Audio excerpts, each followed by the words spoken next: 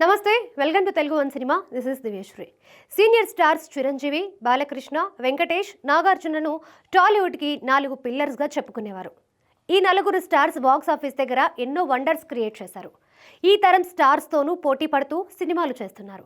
అయితే box office లెక్కల పరంగా మిగతా ముగ్గురు సీనియర్ స్టార్స్తో పోలిస్తే నాగార్జున ఎందుకో వెనకబడిపోయారని చెప్పాలి.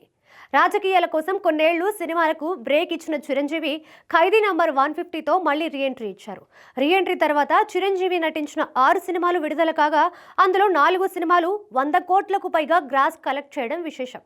పైగా అందులో సైరా నరసింహారెడ్డి, వాల్తేరు వీరయ్య సినిమాలు 200 కోట్ల మార్కుని కూడా అందుకున్నాయి.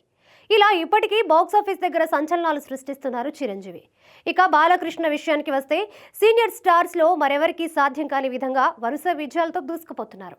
ఆయన నటించిన చివరి 4 చిత్రాలు అఖండ, వీరసింహారెడ్డి, భగవంత కేసరి, డాకు మహారాజ్ 100 కోట్లకు పైగా గ్రాస్ రాబట్టాయి.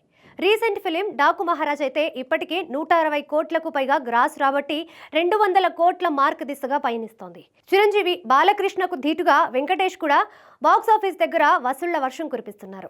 ఇప్పటికే F2, F3 సినిమాలతో 100 కోట్ల గ్రాస్ మార్కుని అందుకున్నారు. ఇక రీసెంట్ మూవీ సంక్రాంతికి వస్తుండటంతో 200 కోట్ల క్లబ్లో చేరడం ఖాయమైంది. అంతేకాదు, ఈ సినిమా కలెక్షన్ల జోరు చూస్తుంటే రీజనల్ సినిమాల్లో అత్యధిక వసూళ్లు రాబట్టిన సినిమాగా నిలిచినా ఆశ్చర్యం లేదు. చిరంజీవి, బాలకృష్ణ, వెంకటేష్తో పోలిస్తే నాగార్జున బాక్స్ ఆఫీస్ రేస్లో కాస్త వెనకబడిపోయాడు.